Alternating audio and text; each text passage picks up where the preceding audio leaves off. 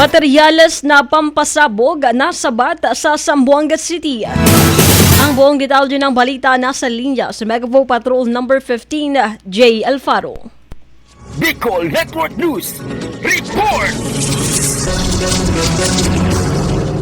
Nasamsam ng Criminal Investigation and Detection Group CIDG at Task Force Sanglahi Bravo ang malaking halaga ng pampasabog sa isang buy-bust operation sa Barangay Rio Hondo, Zamboanga City bandang alas 6 ng gabi kamakalawa. Arestado ang dalawang suspects na sina alias RJ Har at Gamar dahil sa iligal na pag-iingat at pagbebenta ng nasabing pampasabog. Kabilang sa mga nakumpiska ang 2,000 blasting cups, 2,000 improvised non-electric blasting cups, safety fuse commercial, hinihinala ang TNT, detonating cord, budol money at isang Toyota Fortuner. Sinampahan sila ng kasong paglabag sa Republic Act 9516 at Republic Act 7166 kaugnay ng COMELEC gun ban. Patuloy namang pinaigting ng PNP ang kampanya laban sa terorismo upang matiyak ang seguridad ng publiko. Para sa Bicol Network News, Megavo Patrol number 15, J. Ligas Belfaro, tatak tunay na serbisyo.